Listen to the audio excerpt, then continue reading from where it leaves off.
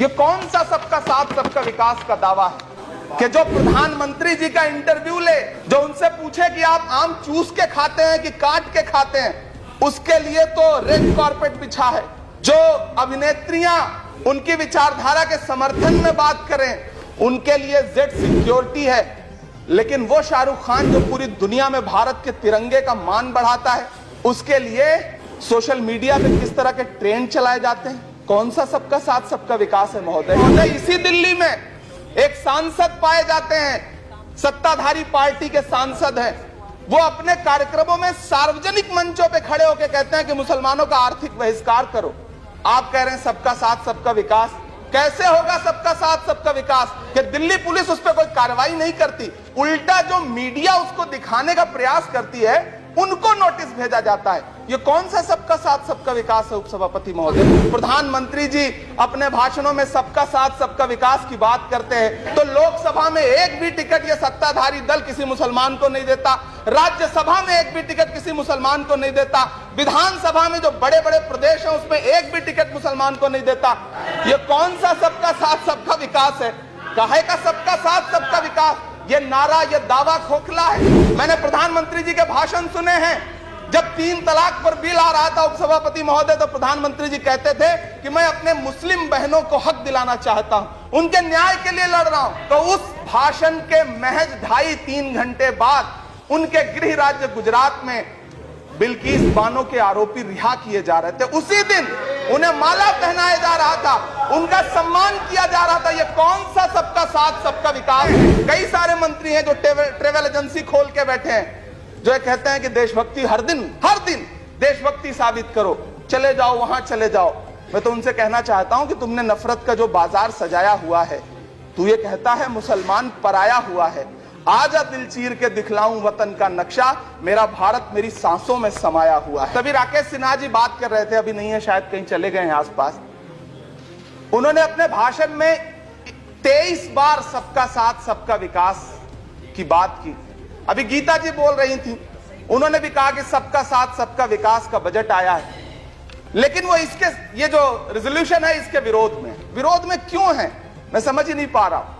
अगर आप सबका साथ सबका विकास का दावा कर रहे हैं, सबका साथ सबका विकास के नारे लगा रहे हैं, तो अगर एक पर्टिकुलर एक कम्युनिटी जो जिस स्ट्रक्चर कमेटी की सिफारिशों में यह तय हो गया है कि वो दलितों से भी बदतर स्थिति में है, उसका आर्थिक सामाजिक स्थिति ऐसी है, अगर उसके उत्थान के लिए कोई बिल बात कर रहा है तो फिर उसके विरोध में है क्यों? दरअसल ये वही मानसिकता है जो लगातार काम कर रही है, जिसके तहत अमृत काल में भी जो बजट पेश किया जाता है उसमें जो अल्पसंख्यकों का बजट है उसमें 38% की कटौती की जाती है और फिर कहा जाता है कि हम सबका साथ सबका विकास का दावा कर रहे हैं। ये कौन सा सबका साथ सबका विकास का दावा है? मदरसों के जो शिक्षक हैं उनका कई साल से उनको वेतन नहीं दिया गया है। हमारे पास उनके फोन आते हैं, वो कहते हैं कि हमारी बात सदन में उठाइए, हम भूखों मर रहे हैं, हमारे घरों में चूल्हे नहीं जल रहे। हम जब उनकी बात यहां करें तो विरोध, लेकिन बातें क्या हैं? सबका साथ सबका विकास, सबका साथ सबका विकास। एक नारा सुनाई पड़ेगा कि सबका साथ सबका विकास। ये कैसा सबका साथ सबका विकास है? मैं सदन से यह पूछना चाहता हूं कि यहां सत्र चल रहा है उपसभापति महोदय, और इसी संसद से महज 800 मीटर की दूरी पर जंतर मंतर पर खड़े होकर के कार्यक्रम आयोजित होता है अभी 4 दिन पहले, और एक व्यक्ति वहां खड़ा होकर के सीधे आह्वान करता है, सीधे आह्वान करता है। और सभापति उपसभापति महोदय, मैं पूछना चाहता हूं कि दिल्ली पुलिस उस पर कोई कार्रवाई नहीं करती, उल्टा जो मीडिया उसको दिखाने का प्रयास करती है उनको नोटिस भेजा जाता है। ये कौन सा सबका साथ सबका विकास है उपसभापति महोदय? ये हम बहुत गंभीर लोग यहाँ बैठे, मैं उच्च सदन में बैठा हूं, मैं यहाँ खड़ा होकर के कहना चाहता हूं ये कौन सा सबका साथ सबका विकास है? उपसभापति महोदय, इसी दिल्ली में एक सांसद पाए जाते हैं, सत्ताधारी पार्टी के सांसद हैं, वो अपने कार्यक्रमों में सार्वजनिक मंचों पे खड़े होकर कहते हैं कि मुसलमानों का आर्थिक बहिष्कार करो। आप कह रहे हैं सबका साथ सबका विकास। कैसे होगा सबका साथ सबका विकास जब सत्ताधारी पार्टी के सांसद आर्थिक बहिष्कार की अपील करेंगे और उनके खिलाफ एक मामला तक दर्ज नहीं होता?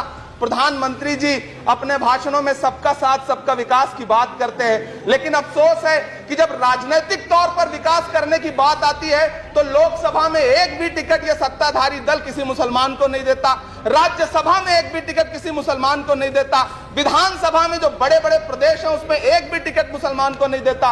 और वो तीन जो नाम के लोग थे, मुख्तार अब्बास नकवी साहब, एमजे अकबर साहब, सैयद जफर इस्लाम, उनको भी किनारे लगा दिया जाता है। ये कौन सा सबका साथ सबका विकास है? काहे का सबका साथ सबका विकास? ये नारा, ये दावा खोखला है। मैंने प्रधानमंत्री जी के भाषण सुने हैं। जब 3 तलाक पर बिल आ रहा था उपसभापति महोदय, तो प्रधानमंत्री जी कहते थे कि मैं अपने मुस्लिम बहनों को हक दिलाना चाहता हूं, उनके न्याय के लिए लड़ रहा हूं, ये बिल मैं उनके लिए ला रहा हूं। आपने भी सुना होगा वो नारा। मैं तो सभापति महोदय बचपन से जिस विद्यालय का पढ़ा हूं वहां संस्कृत का एक श्लोक सुना करता था कि यत्र नार्यस्तु पूज्यन्ते रमन्ते तत्र देवता। मैं इसे सुना करता था उपसभापति महोदय। और फिर आज जब यहां सदन में खड़ा हूं तो मैं पिछले दिनों लाल किले से प्रधानमंत्री जी की, लाल किले की प्राचीर से वो भाषण, उनकी वो तकरीर भी सुन रहा था, जब वो कह रहे थे कि महिलाओं को बिना हक दिलाए देश आगे नहीं बढ़ सकता। जब वो लाल किले की प्राचीर से ये बात बोल रहे थे तो उस भाषण के महज 2.5-3 घंटे बाद उनके गृह राज्य गुजरात में बिल्किस बानो के आरोपी रिहा किए जा रहे थे। उसी दिन उन्हें माला पहनाया जा रहा था, उनका सम्मान किया जा रहा था। ये कौन सा सबका साथ सबका विकास है?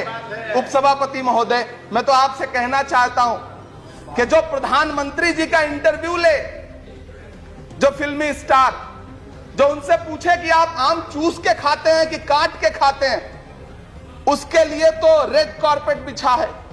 जो अभिनेत्रियां उनकी विचारधारा के समर्थन में बात करें, समर्थन से ज्यादा आगे बढ़ के बात करें, उनके लिए जेड सिक्योरिटी है।